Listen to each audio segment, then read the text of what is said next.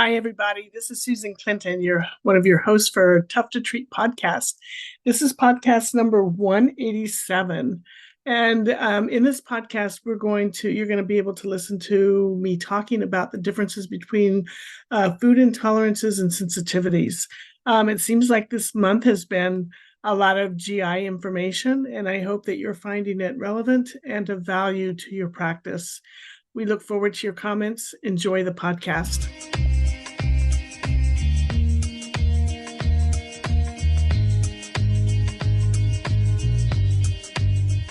Food allergies versus food intolerances. This is all the buzz these days. Let me try and see if I can shed a little bit of science on it and make some sense out of what the literature is talking about. If we're going to define food allergies, we're going to look at IgE antibodies produced by lymphocytes specific to the allergen, which is basically an immune reaction, by attaching itself to the mast cell surfaces in different tissues of the body. That comes from a histamine release via the circulatory system. So when we talked earlier about the submucosal cell walls breaking down and larger proteins getting out into the blood supply in the submucosal layer, that's exactly what we're talking about. When those get into the bloodstream, the blood tells the body it's time to build some antibodies against whatever this foreign invader is, because this protein does not belong in the bloodstream. So some of the things that can happen, because it is going through the circulatory system, is we can get a lot of systemic effects from food allergies. Sinusitis, eczema, itching, airway restrictions, difficulty swallowing, breathing, anaphylaxis reactions, nausea, and vomiting. It's the system's approach to get something out of there. We can also have symptoms of allergies that often match those of intolerances. How do we tell the difference between the two? Sometimes blood tests are helpful. After you ingest the allergen, then you're going to build up the antibodies and be able to test for it in the bloodstream. Food-dependent exercise-induced anaphylaxis is also a thing, especially teenagers and young adults who break out after exercise. So after they go to exercise, they are really itchy, they're lightheaded, they have hives, they have asthma, abdominal symptoms, and or anaphylaxis. And generally, you're going to find that these kids are also asthmatics. We do want them exercising, but maybe they need to be cautioned to not eat 2 hours before they exercise. So they need a chance for their system, for whatever reason, to take care of some of the digestion before they start to eat, before they start to exercise, because perhaps for them, as soon as they start to exercise, their GI system shuts down, and that's when they're starting to have the problems. So here's some of the most common food allergies and intolerances that we know about there. Number one on the list is lactose or dairy. Dairy is a highly inflammatory food for many people. Fructose, which you're going to find in honey, high fructose corn syrup, and agave. Sorbitol and mannitol are the substances that are found in artificial sweeteners. Gluten and fructans are protein in wheat, barley, rye, and wheat fiber. GOS is fiber in the beans, hummus in the soy. Citrus is acidic, and corn and soy are problematic because they're loaded with GMOs. In the United States, most of the soy supply is 95% GMO. The most common gold standard way of finding out if you have an intolerance is to eliminate it. There isn't any other way that we can find it unless you do an elimination diet. It is the gold standard. The most common food proteins that cause intolerances are cow's milk, protein, and gluten from wheat. So with cow's milk, that's also cheese and cream and butter, all of those other substances. So it's not so much that you want to take something away, but you got to replace it with something. And these are the most common ones that people will remove in an elimination diet and let the system rest and find out how they're feeling. Once they've been off for a while, you can try to bring it back in and see how they do. Sometimes people just need a rest from it. Their mucosal layer of their intestine needs to heal up the leaky gut, and then they can probably return to some of those foods. Sometimes they can't. They just can't do it, and that's okay. Some people are just not going to be able to have any kind of dairy at all. Some people are not going to do well with gluten. Before anybody starts an elimination diet of any kind, and they're asking my opinion about it, and the nutritionists I work with also subscribe to this, they must have a celiac blood test first, because if they are celiac disease, they will never be putting gluten back in their diet again. So if you eliminate gluten from the diet, and then a month or 3 months later you do a blood test to see if somebody has celiac disease, it's going to come up negative because the antibodies are not there. We haven't ingested the allergen, so therefore we are not producing any more antibodies. So before anybody starts an elimination diet, they should find out if they have celiac. So a modified elimination diet removes these, and as you get rid of those and see where you are, you can often look to other foods that are craved or eaten a lot and see if you remove those and see how they feel with that. I think for people with GI dysfunction, they really probably need to be on an elimination diet a lot longer than 30 days. The colon is an organ that's slow to change lanes. It doesn't like to change, and it's not going to produce the results that you want probably in just a short period of time, like 30 days. It takes a lot longer in order to really see the benefits. So a lot has been written about FODMAPs, and this particular diet and the research around it is probably the most robust research in nutritional science that we have today. All of this is taking place in Australia, and they've been updating and changing based on their results for the last 10 to 15 years. Basically, the FODMAP diet is a diet that is low in certain sugars and certain fibers capable of causing diarrhea, constipation, gas, bloating, and abdominal pain in people with irritable bowel syndrome. In other words, they're the foods that ferment. Poorly absorbed and rapidly fermented by the gut bacteria, increased gas and increased fluid buildup in bowels, and symptoms delayed until hours after eating. So that's generally what happens when people eat those FODMAPs. They found in this particular diet for these people, they found significant sustainable relief in 75 to 85% of the IBS population that they are actually treating. And you'll see the website on this slide that will help you go to that, read their research, and find out what's new in the FODMAP world. Again, this is an elimination diet. It's not meant to be forever.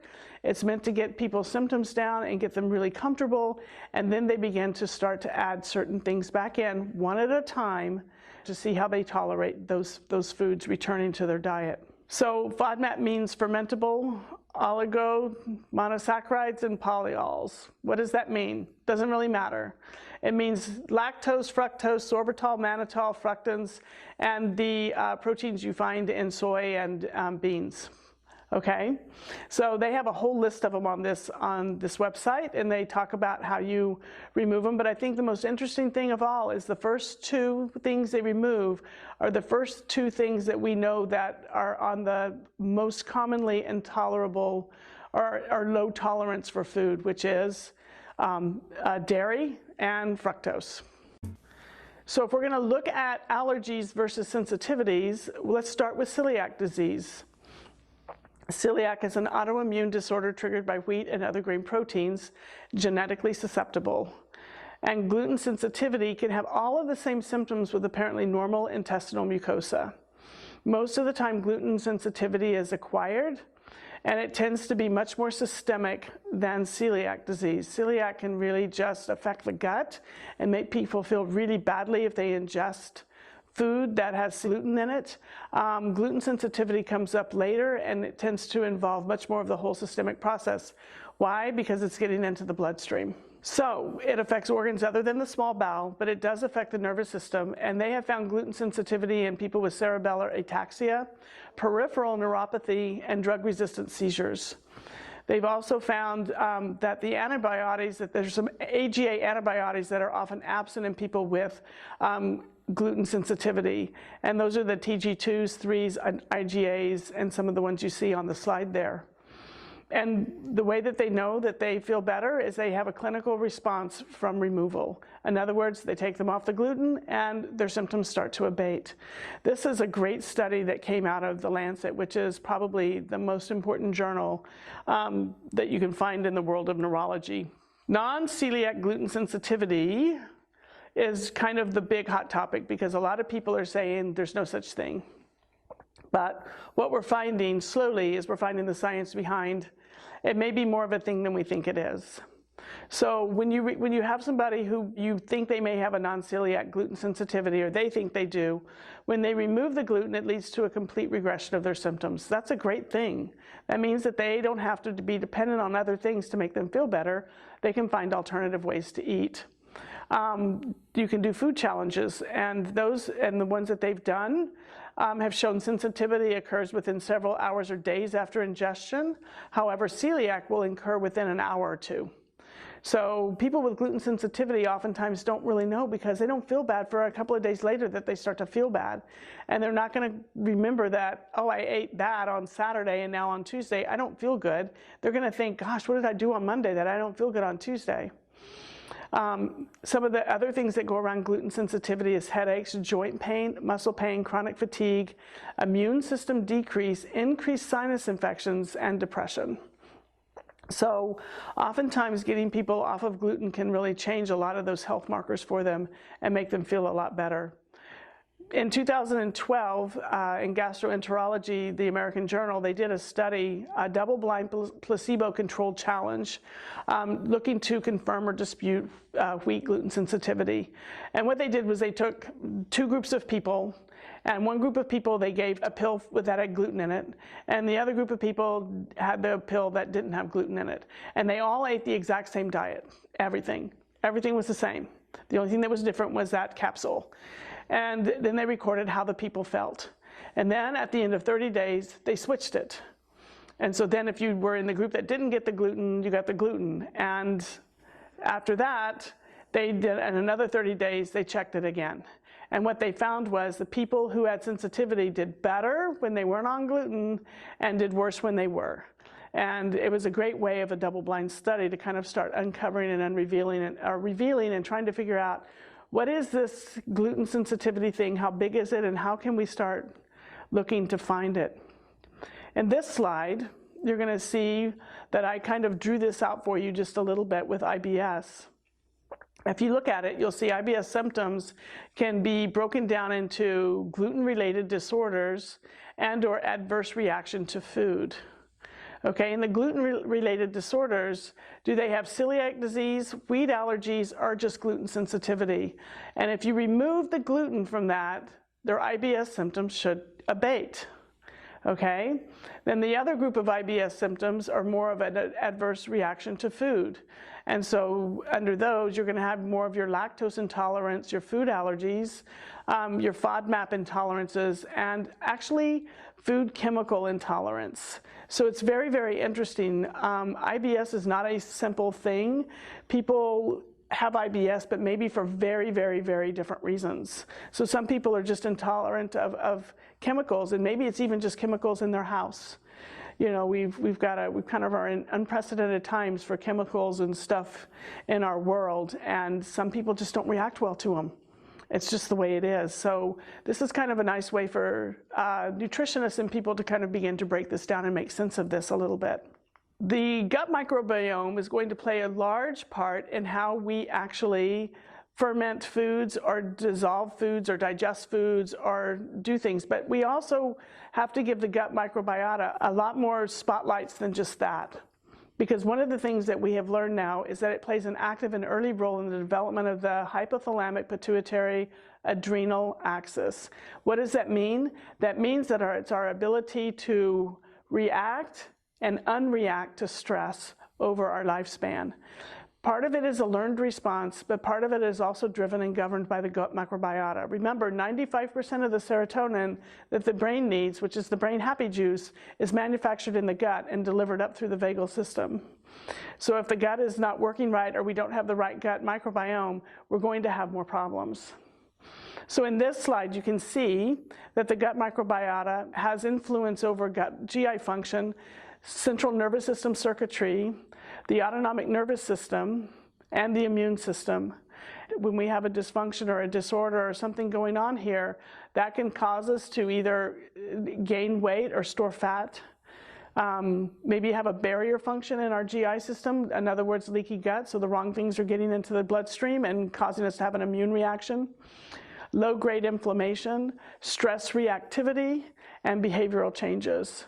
So what we thought might be a chemical disturbance in the brain as running behaviors, now we're finding that it's probably more of an interaction of the gut microbiome creating those chemicals that are giving us the behavioral changes.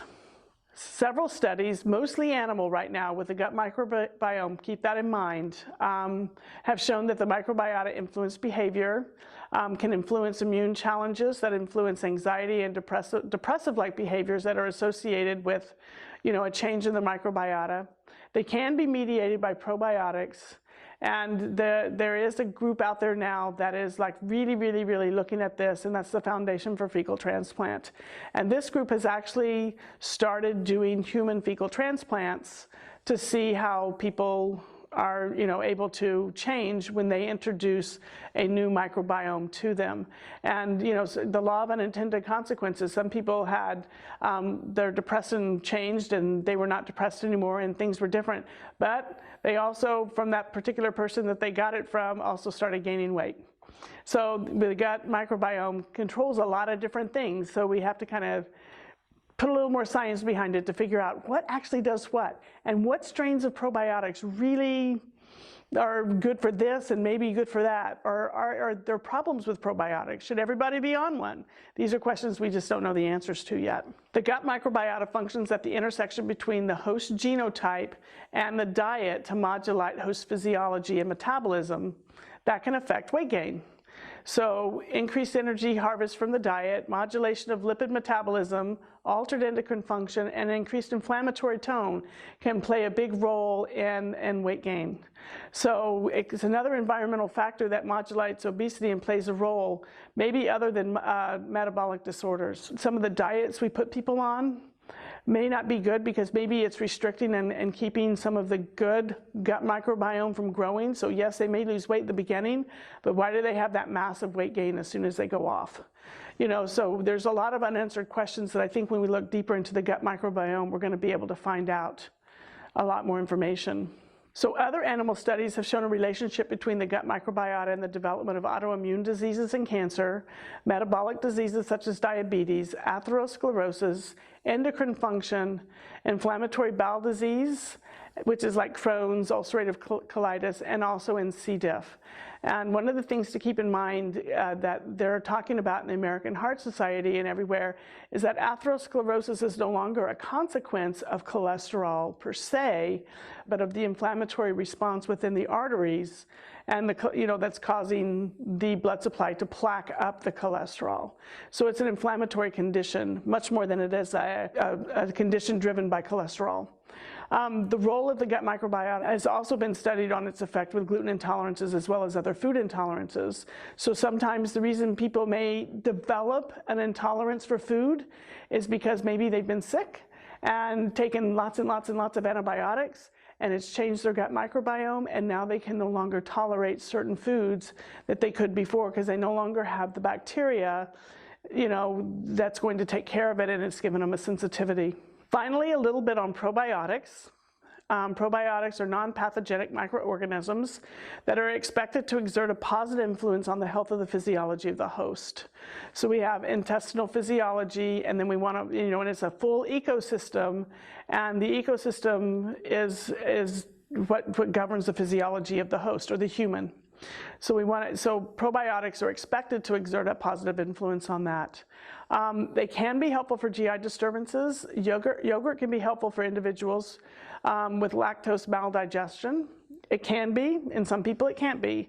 It can shorten the duration of antibiotic causes of diarrhea. So oftentimes when people are going on antibiotics, they get a secondary result of diarrhea, that the probiotic can begin to change that pretty rapidly. They're using probiotics to prevent the recurrence of C. diff rather than continuing to feed them more antibiotics. They found out it was better. Infants with diarrhea due to rotavirus, they're giving them probiotics and finding much more positive results. And then alleviation of diarrhea from general causes as well as traveler's diarrhea. So instead of taking Cipro, if you get traveler's diarrhea and you've crossed the international date line, it may be wise to do probiotics. We don't know yet. That's what they're looking at and starting to study. There was a Russian study of 30 people with functional bowel disease, Rome criterion 3. 14 with functional constipation and 16 with IBS constipation. They did a normal fluorine therapy, probiotic. So they were looking for a normalization of intestinal motor activity and positive changes in the colon ecosystem. And what they were finding was changes of metabolic activity of the colonic microflora and its generic composition. They had a normalization of the anaerobic-aerobic relations and a restoration of a luminal environment. So what does that mean? They were swelling less in their lumen, and it seemed like their anaerobic-aerobic relationship had improved. They did have some elimination of the symptoms of intestinal dyspepsia and rumbling flatulence. So it did have a little bit of a positive effect on that, but they weren't able to show much more. Again, very low study. Probiotics and non-absorbable antibiotics for IBS has also been studied, and there's been several small trials. And they're looking to see if if this is going to be something that's going to help out their symptoms over time. This is all very new science, and although it may be helping some markers in the IBS patient, sometimes it's not clear if it's helping the overall quality and pain management in these patients.